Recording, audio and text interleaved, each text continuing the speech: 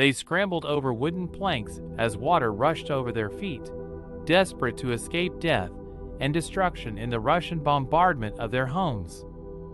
An endless column of civilians, old and young, wounded and healthy, ran for their lives, carrying what little they had, terrified and in shock.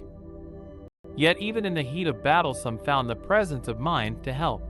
One police officer knelt down to reassure an elderly man who had lost the will to walk, telling him, "Breathe, Grandpa, breathe.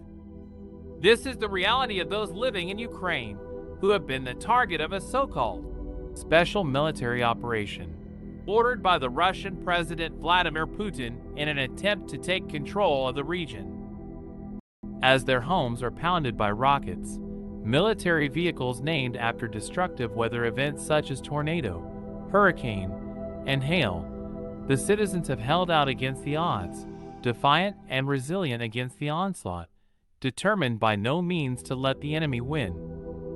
This bravery is embodied in Alexander Markishin, the mayor of Irpin, a northern Ukrainian town near Kyiv, who received a death threat from the Russians and refused to back down.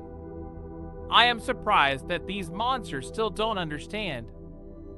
Irpin doesn't surrender. Irpin is not for sale. Irpin is fighting." Amongst the fleeing crowd were Anna, a woman in her 60s, and Alexander Irvinets, a prominent writer and poet, and his partner Oksana Tsayupa, a textile artist who had to leave behind her 92-year-old mother, who was taken to a Kyiv hospital. The only way out for the civilians was through a destroyed bridge, the last hope for safety from the Russian onslaught. Nevertheless, many were still too exhausted to move, despite the danger that still surrounded them. Whilst Irvinets was confined to his home, he spent his time composing a poem for his country, which reads in part, "From a city shattered by missiles, / I will shout to the whole world, / this year on Forgiveness Sunday, / I won't forgive anyone, / world, well, you left us, / but in the hell of these sufferings, patient / still stands the Golden Dome, Kyiv, / Bucha, and Hostomel, and Irpin, / we will overcome everything and endure." This scene is a stark illustration of the grief and tragedy experienced by civilians fleeing to the conquest of their cities in Ukraine. Will they make it to safety?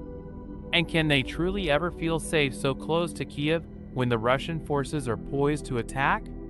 This story is a powerful testament to the determination of the Ukrainian people and their refusal to allow their homeland to succumb to the enemy.